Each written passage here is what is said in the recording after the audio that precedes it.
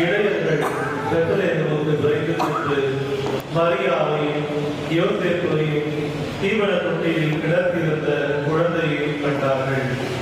பின்பு அக்குழந்தையை பற்றி தங்களுக்கு சொல்லப்பட்ட செய்தியை தெரிவித்தார்கள். அதை கேட்ட யாவரும் இளைஞர்கள் தங்களுக்கு சொன்னவற்றை குறித்து வியப்படைந்தனர். ஆனால் மரியா இந்நிகழ்ச்சிகளை எல்லாம் தாம் உள்ளத்தில் நிறுத்தி சிந்தித்துக் கொண்டிருந்தார். இளைஞர்கள் தாங்கள் கேட்டவை கண்டவை அனைத்தையும் குறித்து கடவுளை போற்றி புகழ்ந்து பாடிக்கொண்டே திரும்பி சென்றார்கள். அவர்களுக்கு சொல்லப்பட்டவாறு எல்லாம் நிகழ்ந்திருந்தது. குழந்தைக்கு விருத்த சேதனம் செய்ய வேண்டிய 8ஆம் நாள் வந்தது.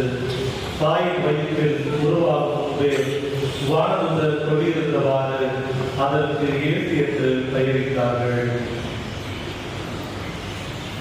ஆண்டவர்